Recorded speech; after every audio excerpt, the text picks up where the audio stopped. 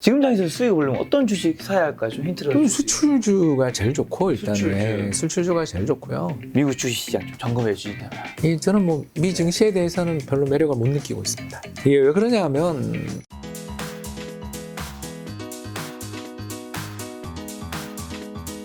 그러면 좋게 보시면 다시 한국 증시에 좀 돌아오면 21일 외국인 투자자가 하루 동안 4,387억 원치 이제 주식을 사들였고, 그 중에서 가장 많이 사들인 종목이 삼성전자. 하루에만 1,814억 원치 삼성전자 주식을 순매수했는데, 왜 삼성전자 주식 그렇게 많이 샀다고 보시고 삼성전자, SK하이닉스 박사님이 좀 어떻게 보시는지. 저도 이걸 사고 있는데 네네. 올해는 힘들어요. 누차 이야기하는데 이거 외국인 매매 하루짜리를 갖고 해석하는 거는 이거는 프로야구 관전평 비슷한 거죠. 꼴찌팀도 1년 지나면 한 3할 승률 가지고 1등 팀도 1년 지나고 보면 6할 승률이잖아요. 그게 야구인 것처럼 주식시장도 외국인이 1년 내내 팔다가도 하루 정도는 살 수도 있는 거예요. 그렇죠, 그렇죠. 하루로 판단할 수는 없다. 네, 그리고 또 외국인 자체가 우리나라에서 아직 매도 추세가 끝났다고 보기는 좀 어려운 면이, 왜냐하면 외국인은요 우리나라를 보고 들어오는 거라고 자꾸 그런 생각을 하시는데 그런 건 정말 오해입니다. 뭘 보고 들어와요? 네, 달러입니다. 달러. 글로벌 달러가 강세다. 네. 그러면 그냥 돈 빼서 이머징에서 돈 빼고 유럽 증시, 뭐 일본 시장에서 돈 빼서 미국 가는 거고요. 반대로 달러가 이제 강세가 좀 진정되고 약세로 돌아서고 이머징 시장 좀 분위기 좋아진다. 뭐 이러면 돌아오는 거고 그런 거지. 어떤 우리 국내 기업들의 밸류에이션 매력이 어떻고 하는 거는 2007년, 6년 같을 때 하는 이야기인 거고요. 그때처럼 PER이 막 20배 근처까지 가고 PBR, 순자산 가치 대비해서 주가가 1.6배까지 가고 하는 우리나라 주식시장 역사상 최고의 버블이 출현했을 때, 그럴 때는 외국인도 신나게 팔죠. 그러나 지금처럼 저표가 된 상황에서도 외국인이 팔았다 샀다 한다라는 것은 이건 우리나라 국내 요인이 아니고 달러 보고 투자하는 거죠. 글로벌 펀드 매니저들끼리 모여서 이런 이야기 하는 거죠. 김펀드 매니저 지금 달러가 어떻게 봐? 얘 지금 유럽이죠. 난리가 났는데 리가르드가 금리 0.5% 올렸지만 유로화 약세 봅니다. 이러면 야, 그럼 유럽에서 돈 빼지. 너 지금까지 뭐 하고 있었어? 이런 대화가 나오지 않겠나 이거죠. 그러면 유럽에서 돈 뺀다. 다른 나라에서 돈 뺀다. 그러면 달러 강세잖아요. 그렇죠. 그럼 뭐 우리나라에 투자해 놓으면 환차손 계속 발생하는데 세게 사겠어요? 그냥 최근 며칠 미국 증시 좀 오르고 달러 강세도 진정되니까 한국 들어온 거지. 그걸 뭘 길게 그렇게 봐야 되는 거지. 하루짜리에 4천억, 그동안 몇 조를 팔았는데 4천억 들어온 걸로 뭐라고 이야기하기는 어렵다. 저는 올해 하반기 우리나라 주식시장 반등은 있을지 모르지만 추세 반전 이런 이야기를 하기는 아무튼 잠복되어 있는 악재가 너무너무 많아서, 왜냐하면 우리 워런 버핏 할아버지가 잘 이야기했잖아요. 이게 호황에는 누가 빤스를 벗고 수영하는지 모른다. 모르죠. 일단 물이 빠지고 유동성이 마르기 시작하면 누가 옷을 벗고 수영했는지를 알게 된다 그러잖아요. 그런 것처럼 이제 유동성이 마르기 시작하면 허장성사를 했던 애들 중에서 분명 금융사고, 회계 분식 사건, 상장 폐지에 런하는 그런 사건들이 여기 한 주가 빠진 지 한 6개월밖에 안 돼. 작년 연말 이후로 미국장이 빠졌다고 보면, 우린 그 전부터 빠졌지만 한 6개월밖에 안 돼서 아직 티가 안 날 뿐이지 앞으로 별의별 일이 다 터질 것이다. 근데 그게 나올 때 우리가 진짜 그때도 당신은 준비되어 있는가, 이런 시기는 한번 올 수 있기 때문에 꼭 지금 삼성전자 어떠냐 하면 저는 사고 있으니까 좋게 이야기할 수밖에 없지만, 그렇게 좋아요 그러면 그냥 분할 매수다. 5만 원 전자는 너무 싸서 들어갔을 뿐 추격 매수하면서 계속 사서 올리는 건 저는 모르겠다. 저는 그냥 쌀 때 사겠다. 그런 정도 입장입니다. 미국에서 근데 반도체 지원 법안에 대해서 이제 미 상원의 표결 통과로 반도체 업종이 강세 보이고 있는데, 이런 부분 좀 어떻게 보세요? 저는 행정부의 정책은 믿지 않습니다. 그게 무슨 말이냐 하면 다음 대통령은 트럼프로 보이는데 트럼프가 이 정책을 어떻게 할 건지도 물어봐야 되는 거 2년밖에 안 남았어요. 그렇죠. 이제 곧 중간선거인데, 중간선거에서 민주당이 거의 소수당이 되는 게 거의 확정적인데, 공화당이랑 민주당이랑 짝짝꿍이 되는 유일한 게 보호무역이잖아요, 지금. 그래서 앞으로 보호무역은 계속 갈 수밖에 없고, 우리나라 반도체 기업들은 미국 투자 많이 늘려야 된다, 다 알겠는데, 문제는 시안이랑 또 수저우랑 하나 더 있는데 까먹었다. 아무튼 이런 지역에 우리나라 반도체 기업들이 어마어마하게 중국에 투자해놨어요. 자, 이거 어떡할 거냐에 대한 이야기는 왜 안 나오냐고요. 분명히 중국에 투자하지 말라는 조항 들어갔다며요. 그러면 그 전에 투자돼 있는 거는 앞으로 어떻게 해야 될까? 유주보수 관리는 투자인가 아닌가? 그러니까 긍정적인 면만 보고 싶어 하는 건 이해가 되는 게 왜냐하면 반등 중이니까 긍정적인 것만 보는 거죠. 근데 그 법안 자체의 내용을 보면 우리가 중국에 얼마나 투자를 많이 해놨는데 그건 어떡할 거냐. 다 스크랩하고 나올 거냐. 수십조 손실이 날 텐데. 그 이야기는 아무도 없잖아요. 그러니까 저는 항상 밸런스를 좀 갖자. 네. 어떤 뉴스가 나왔을 때는 아유 주가 반등할 때는 좋은 쪽만 막 해설하고요. 주가 폭락할 때 나쁜 쪽만 해설하죠. 근데 밸런스를 가지자. 제가 김작가 TV 나오는 이유가 이거잖아요. 네. 다른 편 이야기도 좀 하고 싶다. 저는 양팔을 가진 경제학자다. The hand잖아요. 다른 한편으로 보면 중국이랑 미국이랑 이제 원수 모드로 가는 건 정권이 바뀌어도 상관없다. 그렇다면 우리가 중국에 어마어마하게 우리가 한국에 투자했던 나라인데 그 설비들 이제 앞으로 빼는데 중국이랑 여하이 어떻게 해서 잘 뺄 거냐의 관계가 이제 중요하겠죠. 자, 지금 박사님 어쨌든 한국 주식은 사고 계시잖아요. 네. 아까 전에 주식 한 20개 정도는 뭐 괜찮을 것 같다라고 해주셨는데 네. 지금 장에서 수익을 보려면 어떤 주식 사야 할까요? 좀 힌트를 그럼 주시죠. 수출주가 제일 좋고 일단은 수출주. 수출주가 제일 좋고요. 네. 그래서 수출주 중에서도 경쟁력을 가지고 있는 수출주들. 경쟁. 예, 그러면 아까 이야기처럼 반도체, 네. 자동차, 조선, 네. 화학, 철강 뭐 이런 데 아니겠어요? 우리나라를 대표하는 주력 수출 산업들, 전기 전자 쪽도 또 네. 가능할 거고요. 그리고 왠지 수출주의 경쟁력이까지 그리고 반도체, 자동차, 조선, 철강, 화학이면 뭔가 좀 약간 중소형주보다는 대형주 같은 느낌이 드네요. 경기 후퇴 국면에는 중소형주는 하는 게 아닙니다. 디폴트 리스크들과 아까도 이야기했던 것처럼 옷을 벗고 수영하시는 분들이 우리는 대형주에서 옷을 벗고 수영하시는 분들은 금방 알 수 있어요. 근데 중소형주는 기본적으로 뉴스 플로우 자체가 적어요.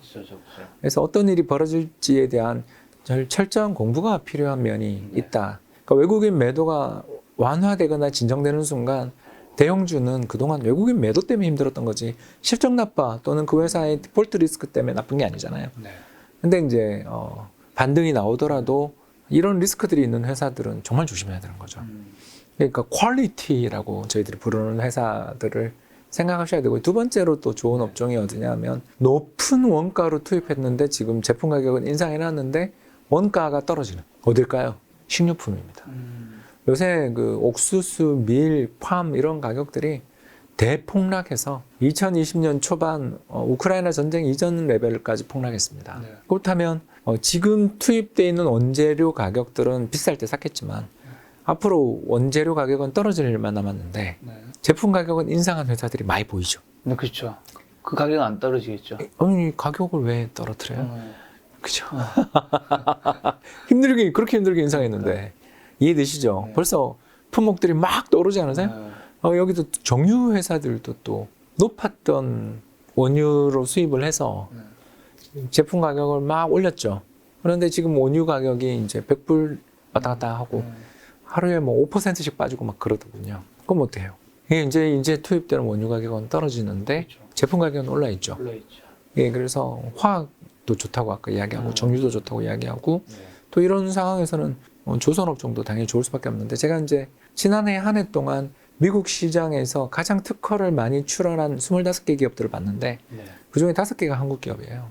삼성전자, LG전자, 현대차, 기아차, 삼성 SDI 이렇게 5개가 전 세계에서 가장 미국에서 출원을 많이 한 25개 기업 중에서 한국 기업이 무려 25%였습니다. 그러니까 한국 사람이 제일 한국 기업을 멸시해요. 금방이라도 망할 것 같고 흉기차 그리고 저 망할 회사 맨날 욕해요. 맞죠. 나쁜 회사일 수도 있어요. 왜 개개인에게 주식 수익을 안 내주면 나쁜 회사지. 저도 그거는 저도 삼성전자랑 현대차 들고 있다가 물린 경험이 하도 많기 때문에 잘 알죠. 그러나 기업의 경쟁력 측면에서 이 회사들을 욕하기에는 너무나 대단한 회사다. 참고로 삼성전자가 특허 2위더라고요. 1위가 IBM. IBM은 뭐 이길 수가 없죠. 이 정도의 어마어마한 특허를 가지고 있는 그리고 이 순위들이 날로 계속 올라오는 회사들한테 환율이 이 정도 레벨인데 망한다, 위기다, 유동성이 고갈된다라는 이야기를 할 때는 그런 회사도 있을 수 있지만 그런 회사 투자 안 하는데요. 라는 이야기를 저는 좀 하고 싶다. 그리고 주목해야 될 거는 반도체, 자동차, 조선, 철강, 화학, 식료품도 괜찮게 보시면 되죠. 예, 식료품도 좋게 보고. 원래 또 제가 좋게 보는 게 여행도 그동안 좋게 보고 있었고 리오픈 관련주들이 함께 동반 폭락했지만 이번에 보니까 아침에 이렇게 일어나서 보니까 이제 또 뭐 인천에서 후쿠오카 가는 항공편도 다시 증설하고. 지금 이제 일본 갈 수 있나요? 그러니까 이제 비자가 서로 국가 간에 비자 문제가 있어서 아직은 단체 여행만 되는 걸로 알고 있습니다만 이제 두 나라 사이도 또 좋아지지 않겠습니까? 한한령 6년이잖아요, 우리가. 예, 사드 보복 이후에 6년이 지나도록 중국이랑 관계는 풀리지 않았는데 우리 주변에 있는 다른 나라들하고는 친하게 지냈으면 하는 바람을 갖고 있고요. 아무튼 뭐 그러다 보면 리오픈 관련주들도 좀 좋아지는 날이 오지 않을까라는 애써 희망 회로를 들리면 더 좋은 투자할 만한 종목들 리스트들은 많이 나온다. 그리고 부디 좀 정부한테 부탁하고 싶은 것은 재정을 써서 자꾸 그렇게 우리나라 뭐 국가 재정이 어떻고 하는 그런 이상한 소리들에게 제발 넘어가지 말고 재정을 지금 좀 써서 건설 부문의 착공 이런 것들 굉장히 감소하고 있어요 지금. 예, 왜냐하면 원자재 가격도 오르고 분야가 상한제도 뭐 사실상 지금 제대로 지금 완화된다고는 하지만 아직도 효과는 없고 그러다 보니까 굉장히 그쪽 부문들이 거래도 완전히 급감하고 너무너무 힘든 상황이거든요. 그래서 뭐 이렇게 세금 관련 규제를 풀어주는 것도 좋지만 건설을 착공을 좀 늘려나갈 수 있는 특히 서울이나 수도권 지역에 신축 주택이 너무 부족하니까 이런 쪽에 대한 정책을 펼치면 하반기 우리나라 수출 저는 일단 마이너스 보는데 이렇게 우리나라 수출 증가율들이 마이너스로 돌아서는 상황에서 내수 쪽에서 경기 나빠지는 문제들을 꼭 그렇게 뭐 얼마 되지도 않는 세금 감면으로 풀려고 하는 그런 정책보다는 재정 지출을 늘리는 방향으로 좀 더 추경 이런 쪽에다 힘을 써보는 건 어떨까 생각하고 있습니다. 자, 미국 증시 좀 넘어가 보면 S&P 500 기업 중 약 12%가 지금 2분기 실적을 내놨는데 이 중 68%가 시장 예상치 상회하면 미국 상대 지수가 6월 초 이후 최고치를 기록했고 기술주들도 반등하고 있는데 미국 주식시장 좀 점검해 주시냐면. 저는 뭐 미 증시에 대해서는 별로 매력을 못 느끼고 있습니다. 이게 왜 그러냐 하면 일단 이 지금의 이익은 우리나라 기업 이익에서도 말씀드렸습니다만 훼손될 가능성이 대단히 높은 이익입니다. 왜 그러냐 하면 인건비 부담이 급격히 올라오고 있습니다. 그 단위 노동 비용이라고 저희들이 부르는데요. 유닛 레이버 코스트라고 부릅니다. 별거 아닙니다. 기업의 근로자들이 만들어낸 물건의 생산성과 임금 상승률을 비교해 보면 생산성은 급격히 둔화되는 반면 임금은 가파르게 오르고 있거든요. 그렇게 되면 기업들의 체감 인건비가 올라가게 됩니다. 여기다가 또 이자율도 올라가고요. 이렇게 되면 무슨 일이 벌어지냐 하면 기업 입장에서 제품 가격 인상으로 이제 서서히 돌아서야 되고 특히 지금 달러 강세니까 해외에서 수출 제품 아까 우리 테슬라 가격 이야기했잖아요. 제품 가격을 계속 인상하게 되는데 이제 그럴 때 가격 저항에 불황일 때 가격 저항이 크죠. 호황에는 올려도 되는데 불황이 오게 되면 가격 저항이 나타납니다. 제품 가격 인상하는 거는 안 보게 되죠. 그러면 앞으로 어떤 일이 경기가 나빠집니다. 그렇기 때문에 미국 기업들의 이익이 끝없이 좋아질 거다 환상이고요. 그런 것 따위는 없고요. 우리나라 기업도 이익이 나빠질 거고 우리는 환율조차 이렇게 좋은데도 이익이 나빠질 거라고 보는데 거긴 달러 강세인데 무슨 수로 이익이 폭발적으로 늘어나겠습니까? 서서히 하향 조정은 불가피하다. 다만 기대보다 낮다 정도인 거지. 이익은 올해 하반기로 가면서 이제 둔화되거나 마이너스 쇼크 가능성들은 상당히 있다. 이번에 그 잘 나가는 애플조차 이익 전망 하향 조정하잖아요. 그런데 지금 서프라이즈 나는 건 낮춰놓은 이익 전망의 서프라이즈지 시장이 완전히 돌아섰고 이익이 좋아진다? 말도 안 된다. 내년 한 상반기 아까도 누차 이야기했습니다. 우리나라든 미국이든 일단 내년 한 상반기까지는 이익이 쩔 가능성이 되게 높다. 그래서 이럴 때 좋은 회사가 뭐냐? 코스트코 같은 회사를 사라고요. 좀 코스트코, 예? 또 스타벅스, 버크셔 해서웨이, 존슨앤존슨, 프록터앤갬블, 코카콜라 이런 회사들이 소비재인간 왜 우리 아까 똑같잖아요. 한국이랑 원자재 가격 지금 폭락 중이에요. 고점에서 30% 40% 빠진 거 지금 속출하고 있습니다. 기술주보다 이쪽을 좋아하시는 거는? 아니요. 기술주가 반도체를 좋아하는데 기술주를 싫어한다고 말하시기보다는 바게닝 파워를 가지고 있고 불황에서도 이익 낼 수 있고 엄청나게 우량해서 불황이 와서 무너지는 경쟁자들 M&A 할 수 있는 능력을 갖춘. 그래서 아마존도 좋아해요, 저는. 아마존도 주가 엄청 빠졌습니다. 여러분, 정말 좋은 어마어마한 해자를 갖춘 남들보다 훨씬 더 싼 값에 팔고 어마어마하게 뛰어난 경영자 오렌 버핏, 또 어마어마하게 뛰어난 네트워크망 아마존, 어마어마하게 좋은 파이프라인, 시장 파이프라인, 존슨앤존슨이라든가 화이자라든가 뭐 이런 회사들, 또 어마어마한 브랜드, 프록터앤갬블이잖아요. 우리 질레트부터 시작해서 뭐 아이보리, 비누, 타이드, 세제 전부 프록터앤갬블 거잖아요. P&G 거잖아요. 이런 회사들이 고점에서 전부 30-40% 이상 폭락했어요. 또 배당 수익률도 엄청나게 좋아요. 근데 동반 폭락했어요. 왜? 레버리지 청산 때문에. 이거 사야죠. 왜? 지나가 버린 흘러간 주도주를 집착하세요. 제가 이 채널에 와서 한 1년 전에 이야기야. BBIG는 좀 쳐다보지 말라고. 배터리 바이오 인터넷 게임은 조금 쉴 수 있다. 왜? 재작년부터 작년 봄 사이 너무 많이 올라서 눈높이가 너무 높아요. 이 회사들에 대한 기대의 눈높이가. 그런 회사들은 어닝 서프라이즈 내기 되게 힘들죠. 왜? 기대 수준이 높으니까. 근데 아까 제가 이야기하는 회사들은 기대 수준도 적절하게 관리되고 있고 이익도 잘 나고 서프라이즈도 내는데 주가는 똑같이 BBIG 테마랑 똑같이 30-40% 폭락했어요.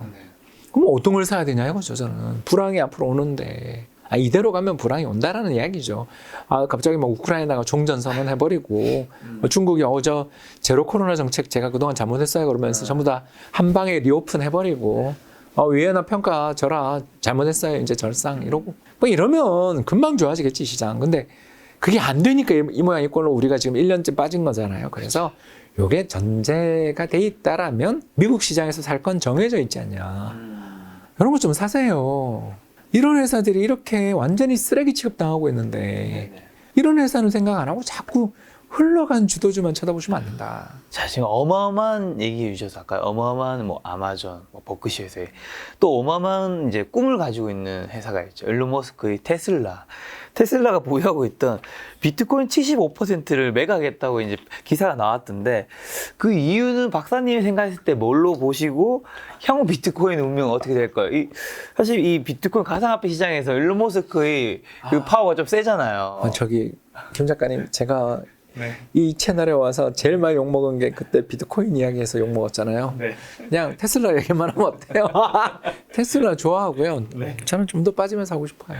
테슬라. 왜 그러냐면 뭐 별다른 이유가 아니라 너무 가격을 많이 올려서 물론 지금이야 경기가 좋으니까 가격 저항이 없는데 저렇게까지 가격을 인상해버리면 적어도 대체재가 있는 시장에서는 뭐 중국 같은 데라든가 한국 같은 데잖아요. 여기는 대체재가 있잖아요.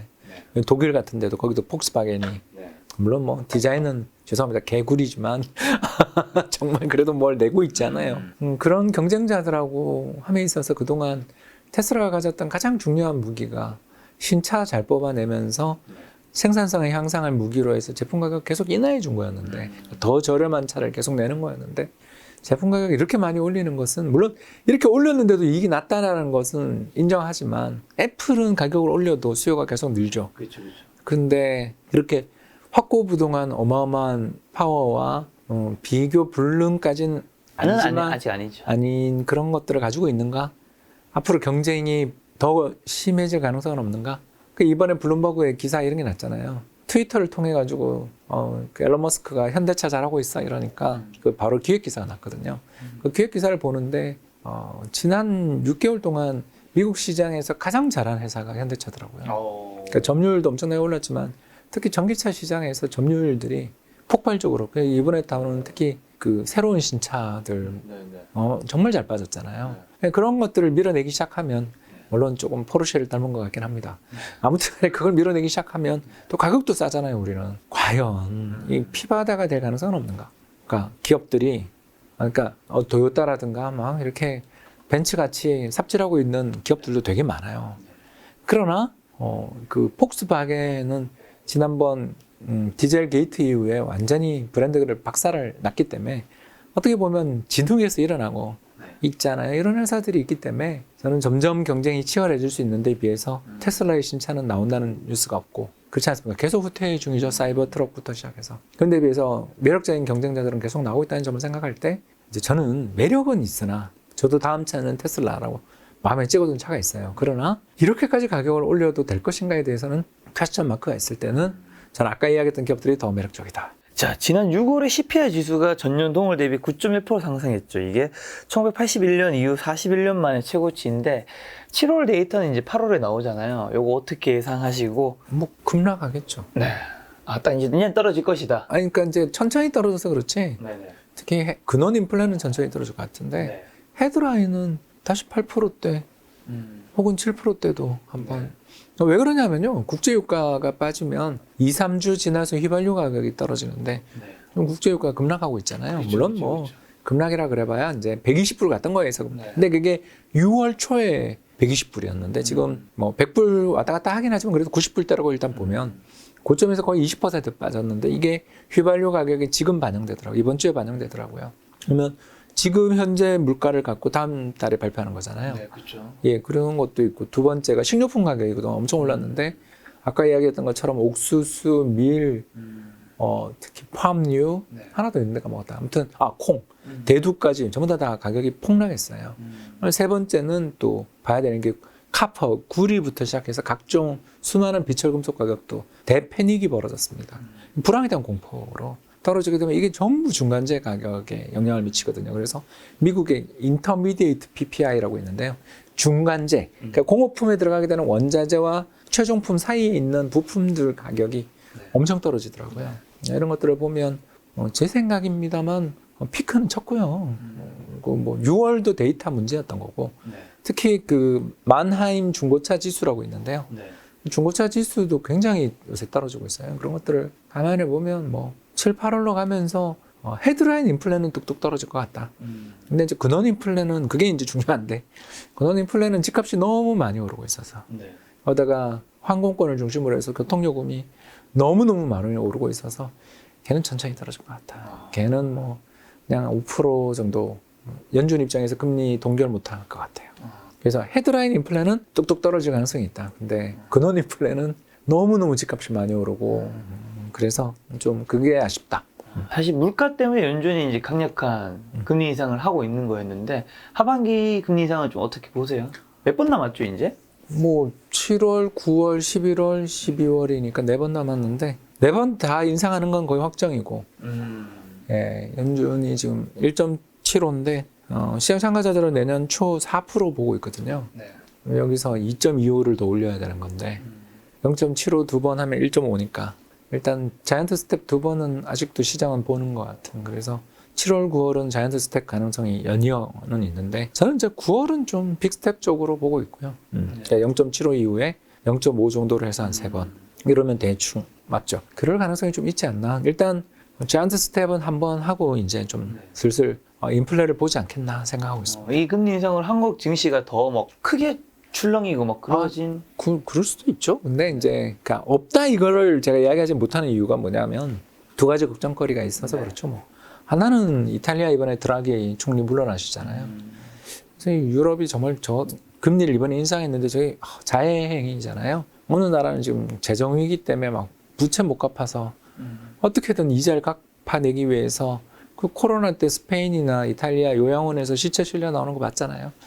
그만큼 정부가 재정을 쥐어짜면서 국민들을 고통스럽게 만드는, 그래서 이자를 갚아나가기 힘들어서 허덕거리고 있는 나라에게 금리를 인상해버린 거죠. 과연 괜찮을 것인가. 리가르드 마음은 이해가 되지만 과연 유럽중앙은행이 정말 저 정책이 올바른 정책인가. 지금 유럽은 인플레가 필요한 거 아닌가. 왜냐하면 이자 부담이 클 때는 인플레를 일으키는 게 그 나라에게 살 길을 열어주는 거 아니겠습니까. 근데 또 두 번째가 중국이 저기 후난성에서 벌어지고 있는 모기지 보이콧이 보통 일이 아닌 것 같은데 과연 어떤 대책을 내놓을 것인지에 대해서 뭐 지금 보는 분위기는 은행들이 뒤집어 쓰는 걸로 가는 것 같은데 과연 어떤 정책이 나올 것인가에 대해서 우리가 예상을 하기가 진짜 어렵다. 그런 거죠. 그래서 이런 양쪽에 유럽과 중국 쪽에서 아직도 시한폭탄들이 있어서 저게 불발단이 되면 좋은데 시한폭탄이 있는 상황이라서 미국이 금리 인상을 아까도 이야기한 것처럼 탄력을 둔화시키는 게 호재인지는 잘 모르겠다. 사실 글로벌 금융시장 흔들려서 탄력 둔화, 금리 인상의 속도를 조절하는 건 호재가 아니잖아요. 동결해야지. 네. 그래도 인상하면 호재는 아니라고 봐야죠. 이런 게 좀 걱정이에요. 아직 하반기에 양대 걱정거리입니다. 그럼 국내에서 주식 섹터 두 개만 좀 점검. 2차전지 sek터는 제가 안 좋게 본다고 안 좋게 본다고 아까 했는데. 예. 왜 그러냐면 피바다가 될 가능성이 있다니까요. 아니 전부 전기차로 이제 나가면서 뭐 여러 가지 종류의 배터리들을 막 이제 쏟아내고 그러면서 이제 엄청나게 성장하는 시기는 마진이 좀 확보되는데 그 가격 인상한 선두주자를 따라잡기 위해서 가격을 인하하거나 못 올리면서 각종 혁신적인 제품들 막 우리 1000km 간다 이런 게 나오잖아요. 지금 중국 데이터라서 믿을 수 없죠. 중국 차가 1000km 가는 게 이번에 나온다 그러잖아요. 그런 일들이 있는 시장에서 분명 수요는 늘지 모르지만 과연 단가가 경쟁이 치열하지 않겠냐라는 게 걱정이죠. 그리고 더 나가서 LG 에너지 솔루션 같은 경우는 제가 정말 죄송합니다. 이 회사 정말 제가 안 좋아하는 회사죠. 네. 너무너무 비싸게 공모가가 들어왔기 때문에 네. 앞으로 나올 매물이 너무 많잖아요. 네. 이런 상황에서 대장주가 일단 수급이 되게 안 좋은 상황에서 꼭 그렇게 하다 뭐 보니까 그 연관돼 있는 여러 부품주들 증자도 많이 하고 뭐 자본 정책, 저는 자본 정책 나오면 일단 쳐다도 안 보거든요. 네. 보나마는 주주가 고생하는 그림이 나오니까. 그래서 좀 저는 그쪽에 네거티브합니다. 그러니까 한국 주식 되게 싫어해요. 인덱스 투자 좀 하셨으면 좋겠고 업종 지수 좀 사셨으면 좋겠다. 근데 하더라도 저는 2차 전지는 싫어한다. 공급 과잉 리스크가 굉장히 크다. 저 돈 들고 뭐 하겠냐 이거죠. 공장 지을 텐데. 2차 전지 섹터는 별로 마음에 안 들어 하시지만 이제 자동차 섹터 연관된 자동차 섹터는 좋게 생각하시고. 뭐 자동차 섹터 입장에서야 현대차기야. 일단 그 단가를 누를 수 있겠죠. 네. 또 우리나라 꼭 회사한테만 조달할 필요 없잖아요. 네. 자기 계열사가 있는 것도 아닌데. 네. 네, 그래서 또 좋은 제품이 모델이 좋은 게 나올 때는 일단 저는 좋게 봐요.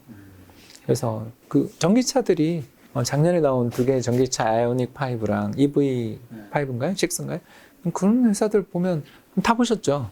정말 좋더라고요, 차가. 차가 너무 좋아서 정말 다음 차는 전기차다라는 확신을 굳히게 되는 정도로 좋아서. 물론 테슬라도 타보고 싶어요. 근데 일단 뭐 그만큼 좋은 차들을 만들고 있으니까 이번에 나오는 신차가 또 그렇게 좋다니 기대를 걸고 있습니다. 왠지 이 섹터도 좀 안 좋게 보실 것 같긴 한데 네이버, 카카오, 인터넷 섹터는 정부가 규제를 자꾸 하는 섹터는 네. 안 보는 게 좋다고 아까 이야기했잖아요.